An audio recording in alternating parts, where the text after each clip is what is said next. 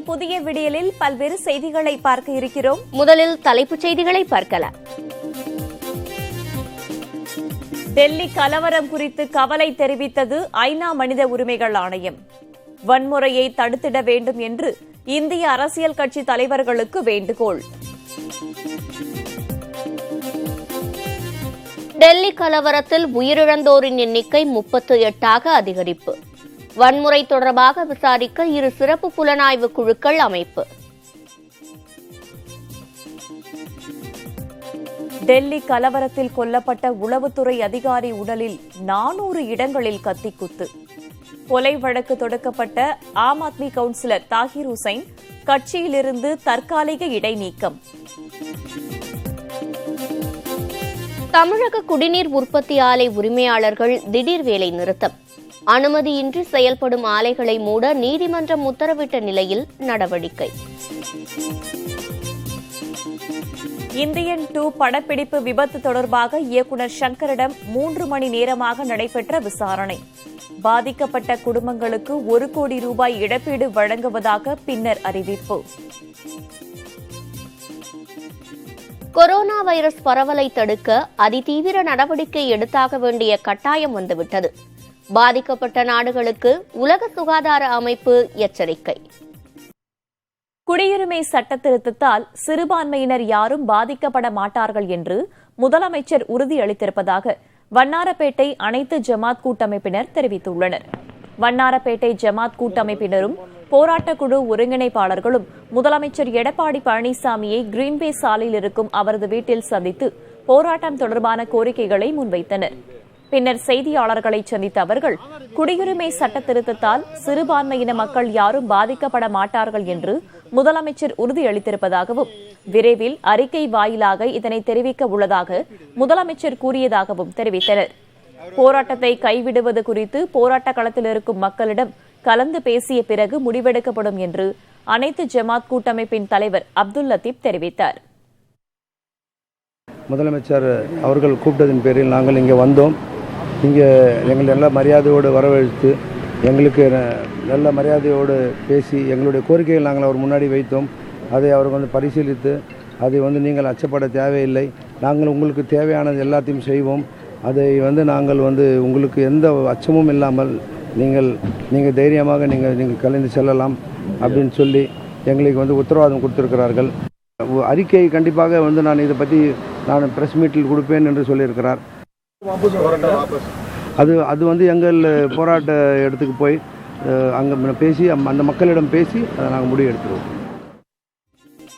அனுமதியின்றி செயல்படும் குடிநீர் சுத்திகரிப்பு ஆலைகளை மூடும் உத்தரவை ஆட்சியர்கள் நிறைவேற்ற தவறினால் தலைமைச் செயலாளரை ஆஜராக உத்தரவிட நேரிடும் என்று சென்னை உயர்நீதிமன்றம் எச்சரித்தது. தமிழகத்தின் பல்வேறு பகுதிகளில் அனுமதியின்றி இயங்கி வந்த குடிநீர் ஆலைகளுக்கு சீல் வைக்கப்பட்டுள்ளது.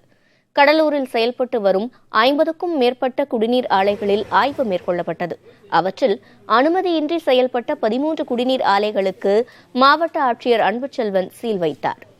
அதேபோல் காஞ்சிபுரம் மாவட்டம் குன்றத்தூரில் உள்ள 4 குடிநீர் ஆலைகளுக்கு ஸ்ரீபெரும்புதூர் கோட்டாட்சியர் தலைமையில் சீல் வைக்கப்பட்டது. இதேபோன்று மேலும் பல்வேறு மாவட்டங்களிலும் அனுமதியின்றி செயல்படும் குடிநீர் ஆலைகளுக்கு எதிராக நடவடிக்கை மேற்கொள்ளப்பட்டு வருகிறது.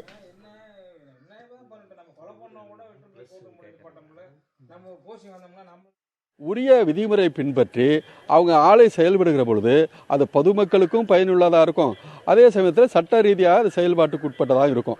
குடிநீர் அனைவருக்கும் சொந்தமானது. அதை ஒருத்தர் ஒரு நபர் மட்டும் வணிக ரீதியாக எக்ஸ்ப்ளாய்ட் பண்ணுறது அனுமதிக்க முடியாது. அதுக்காக தான் அரசாங்கம் இது மாதிரியான பல்வேறு சட்டங்களை வகுத்து அதை முறைப்படுத்துகிறாங்க. ஸோ நாம் என்ன சொல்கிறோம்னா அந்த தொழிலை முறைப்படுத்துறதுக்கு தான் நம்ம முயல்றோமே ஒழிய அந்த தொழிலை தடுக்கணுங்கிறது நோக்கம் இல்லை.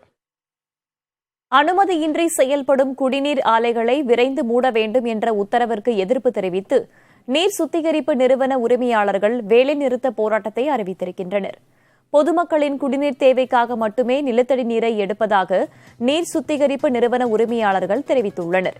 குடிநீர் ஆலைகளை மூடுவதற்கு பதிலாக நிலத்தடி நீரை எடுப்பதற்கான உரிமத்தை வழங்க வேண்டும் என்ற கோரிக்கையை வைத்து வேலைநிறுத்த போராட்டத்தில் ஈடுபடுவதாக நீர் சுத்திகரிப்பு நிறுவன உரிமையாளர்கள் தெரிவித்துள்ளனர்.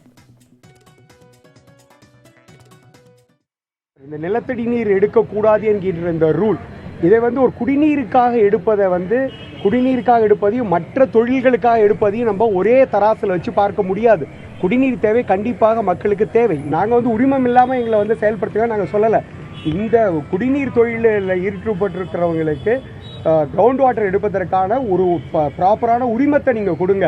இங்கே இந்த இடத்துல தண்ணீர் குறைஞ்சிருக்கு, அதனால் தரமாட்டேங்கிற மாதிரி நிறுத்தாதீங்க. மதுரையில் யமனுக்கு கண்டனம் தெரிவித்து சுவரொட்டி ஒட்டப்பட்டுள்ளது. வடக்கு மாசி வீதியைச் சேர்ந்த ஐயாவு என்பவர் அண்மையில் உயிரிழந்தார். இந்நிலையில் அவரது உறவினர்கள் யமனுக்கு கண்டனம் தெரிவிக்கும் வாசகங்களோடு மாநகர் முழுவதும் சுவரொட்டி ஒட்டியுள்ளனர். இதனை அப்பகுதி மக்கள் அனைவரும் ஆச்சரியத்துடன் பார்த்து செல்கின்றனர். மதுரை மாநகரின் முக்கிய பகுதிகளான மேலமாசி வீதி, கோரிப்பாளையம், செல்லூர் ஆகிய பகுதிகளில் ஒட்டப்பட்டுள்ள அந்த போஸ்டரில் தங்கள் வினோதமான பெயர்களையும் அச்சிட்டுள்ளனர். அதில் பீம்பாய் வினோத், சீடை வினோத், வேட்டையன் பிருத்வி, குதிரைக்குத்தி சரவணன், நாய்பால் ரஞ்சித் என பல்வேறு பெயர்கள் இடம்பெற்றுள்ளன. திருச்சி திருவானைக்காவல் கோவிலில் கிடைத்த தங்க புதையல் அரிய வரலாற்று உண்மைகளை வெளிக்கொண்டு வரும் என்ற எதிர்பார்ப்பு உருவாகியுள்ளது. திருச்சி அருகே காவிரி ஆற்றங்கரை ஓரமுள்ள திருவானைக்காவலில் சோழர் கால கட்டுமானமான ஜம்புகேஸ்வரர் அகிலாண்டேஸ்வரி கோவில் உள்ளது. செங்கோட் சோழனால் கட்டப்பட்ட இந்த கோயிலில் மூலவரான ஜம்புகேஸ்வரர் உள்ள இடத்தில் நீர் சுரந்து கொண்டே இருக்கும். வெயில் காலத்திலும் நீர் சுரக்கக்கூடிய அமைப்புள்ள இந்த கோயில் 18 ஏக்கர் நிலப்பரப்பில் அமைந்திருக்கும் கோயிலாகும். இந்த கோயிலின் அன்னதான கூடத்திற்கு பின்புறம் உள்ள வில்வமரம் அருகே பூங்கா அமைப்பதற்காக பராமரிப்பு பணிகள் நடைபெற்றன. அப்போது மண்ணுக்கு அடியில் சிறிய செம்பினாலான உண்டியல் ஒன்று தென்பட்டது. அதனை எடுத்து பார்த்தபோது உள்ளே சிறிய வட்ட வடிவிலான நாணயங்கள் இருந்தன. அவற்றை சோதித்தபோது அத்தனையும் தங்க நாணயங்கள் என்பது தெரிய வந்தது. சுவாமி உருவம் பொறித்த 504 சிறிய தங்க காசுகளும் சற்று பெரிய அளவிலான ஒரு காசும் இருந்தன. இவற்றின் மொத்த எடை 1716 கிராமாக உள்ளது. முகலாய படையெடுப்புக்கு பின் இந்த நாணயங்கள் மண்ணில் புதைக்கப்பட்டு இருக்கலாம் என்று கூறப்படுகிறது. இந்த தங்க நாணயங்கள் 1000 ஆண்டுகளுக்கு முற்பட்டதாக இருக்கக்கூடும் என்று வருவாய்த்துறையினர் குறிப்பிடுகின்றனர். இந்த நாணயங்கள் அடுத்து தொல்லியல் ஆய்வுக்கு உட்படுத்தப்படலாம் என்று எதிர்பார்க்கப்படுகிறது. இந்த தங்க புதையல் குறித்த ஆய்வு புதிய வரலாற்று தகவல்களை வெளிப்படுத்தக்கூடும் என்ற எதிர்பார்ப்பு அதிகரித்துள்ளது. நீட் தேர்வில் முறைகேடு செய்யப்பட்ட வழக்கில் விசாரணைக்கு ஆஜராகுமாறு சிபிஎஸ்இ அதிகாரிகளுக்கு சிபிசிஐடி சம்மன் அனுப்பியுள்ளது. 2018ஆம் ஆண்டு நடத்தப்பட்ட நீட் தேர்வில் முறைகேடு செய்து மருத்துவக் கல்லூரியில் சேர்ந்ததாக தனுஷ்குமார் என்ற மாணவர் கைது செய்யப்பட்டார். தமிழகத்தைச் சேர்ந்த அவர் பீகாரில் உள்ள மையத்தை தேர்ந்தெடுத்து ஹிந்தி மொழி பிரிவில் தேர்வெழுதி மோசடி செய்ததாக வழக்கு பதியப்பட்டுள்ளது.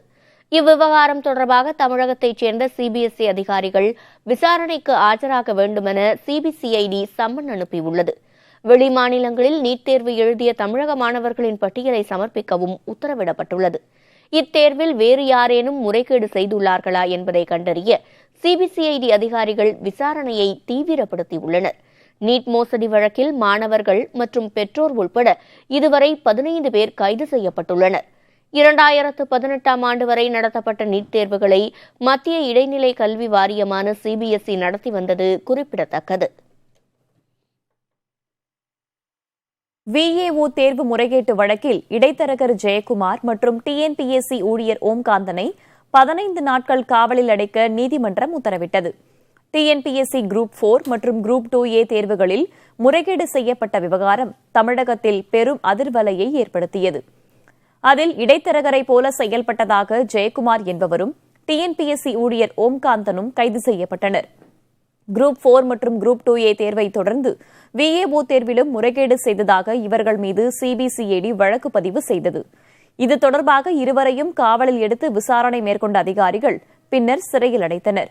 இந்நிலையில் விஏஓ தேர்வு முறைகேடு வழக்கு தொடர்பாக ஜெயக்குமாரும் ஓம்காந்தனும் சென்னை சைதாப்பேட்டை நீதிமன்றத்தில் ஆஜர்படுத்தப்பட்டனர்.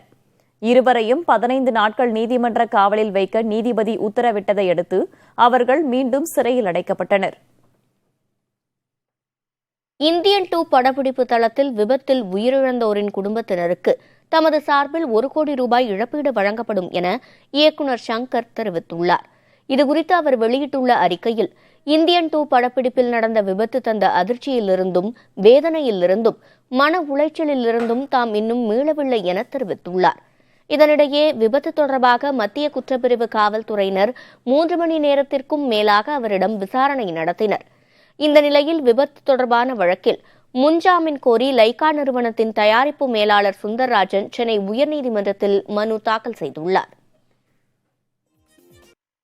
திமுக பொதுச் செயலாளர் அன்பழகன் உடல்நலம் பாதிக்கப்பட்டிருப்பதால் தொண்டர்கள் தனது பிறந்த நாளை கொண்டாட வேண்டாம் என அக்கட்சித் தலைவர் ஸ்டாலின் கேட்டுக் கொண்டுள்ளார். அன்பழகன் மருத்துவமனையில் அனுமதிக்கப்பட்டிருக்கும் சூழலில் மார்ச் 1ஆம் தேதி தனது பிறந்த நாளை கொண்டாடும் மனநிலையில் தான் இல்லை என தெரிவித்துள்ளார். அதனால் கட்சி நிர்வாகிகளும் தொண்டர்களும் தன்னை சந்திக்கவோ பிறந்தநாள் வாழ்த்து சொல்லவோ வரவேண்டாம் என ஸ்டாலின் அறிக்கை வாயிலாக கேட்டுக் கொண்டார். கூட்டணி தர்மத்தின்படி தேமுதிகவுக்கு மாநிலங்களவை உறுப்பினர் பதவியை முதலமைச்சர் ஒதுக்குவார் என்று நம்புவதாக அக்கட்சியின் பொருளாளர் பிரேமலதா விஜயகாந்த் தெரிவித்துள்ளார்.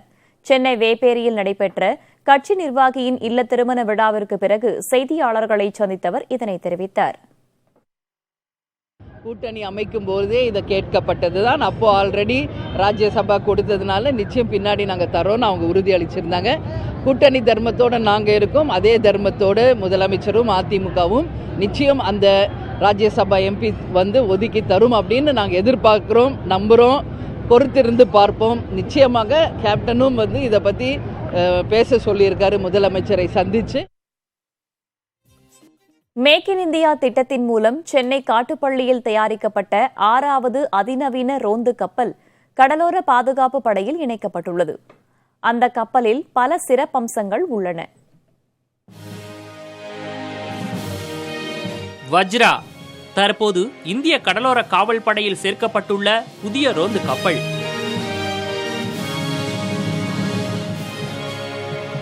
இதற்குரிய மற்றொரு பெருமை என்னவெனில், மேக் இன் இந்தியா திட்டத்தின் கீழ் முற்றிலும் உள்நாட்டிலேயே தயாரிக்கப்பட்டிருக்கும் ரோந்து கப்பல். சென்னையை அடுத்துள்ள காட்டுப்பள்ளியில் L&Tயின் கப்பல் கட்டும் தளத்தில் உருவாக்கப்பட்ட இந்த கப்பல் பணிகள் முடிந்து கடலில் இறக்கப்பட்டது. 14 அதிகாரிகள், 88 வீரர்கள் என மொத்தம் 102 பேர் பயணிக்கும் வகையில் வஜ்ரா வடிவமைக்கப்பட்டுள்ளது. இந்த கப்பல் 2100 டன் எடை கொண்டது. இதன் நீளம் 98 மீட்டர், அகலம் 15 மீட்டர். அதிகபட்சமாக 26 கடல் மைல் வேகத்தில் வஜ்ரா கடலில் பயணிக்கும். ஒரு முறை கரையிலிருந்து புறப்பட்டால் 5000 கடல் மைல் தொலைவுக்கு செல்லும் வகையிலான கட்டமைப்பு வசதியோடு வஜ்ரா ரோந்து கப்பல் வடிவமைக்கப்பட்டுள்ளது. எதிரிகளை தாக்க அதிநவீன ரக துப்பாக்கிகள், ஊடுருவல், கடல் கொள்ளை மற்றும் கடத்தலை எளிதில் கண்டறியக்கூடிய வசதிகளும் இதில் உள்ளன. கப்பலின் அனைத்து விதமான நடவடிக்கைகளையும் ஒரே அறையில் இருந்தபடி கண்காணிக்கும் வசதி வஜ்ராவில் உள்ளது. ஒரே நேரத்தில் 2 ஹெலிகாப்டர்களை நிறுத்தும் அளவு பறந்து விரிந்த இறங்கு தளமும் வஜ்ராவின் சிறப்புகளில் ஒன்று. புதிய தலைமுறைக்காக ஒளிப்பதிவாளர் சதீஷ்குமாருடன் செய்தியாளர் எழில். BS6 தரம் கொண்ட பெட்ரோலை உற்பத்தி செய்வதற்காக 17,000 கோடி ரூபாயை செலவிட்டுள்ளதாக இந்தியன் ஆயில் கார்ப்பரேஷன் தெரிவித்துள்ளது. இதுகுறித்து பேசிய அந்நிறுவனத்தின் உயரதிகாரி பிரதீஷ் பரத், மேற்குவங்க மாநிலம் ஹால்தியாவில் உள்ள சுத்திகரிப்பு ஆலையை மேம்படுத்த மட்டும் 3,000 கோடி ரூபாயை முதலீடு செய்துள்ளதாக குறிப்பிட்டார். ஏப்ரல் 1 தேதியிலிருந்து அமலுக்கு வரவுள்ள BS6 விதிமுறைகளின்படி வாகனங்களின் இன்ஜினில் மட்டுமல்லாமல் அதற்கேற்ற வகையில் பெட்ரோல், டீசலின் தரத்திலும் மாற்றங்கள் செய்ய வேண்டியுள்ளது. இதன்படி பெட்ரோல், டீசலில் உள்ள கந்தகத்தின் அளவு கணிசமாக குறைக்கப்படும். தொடர்வது 9 மணி செய்திகள். வழங்குவதற்காக சரண்யா இணைகிறார். நன்றி வேதவள்ளி மற்றும் சிவரஞ்சனி. 9 மணி செய்திகள் ஒரு சிறிய இடைவேளைக்கு பிறகு தொடரும்.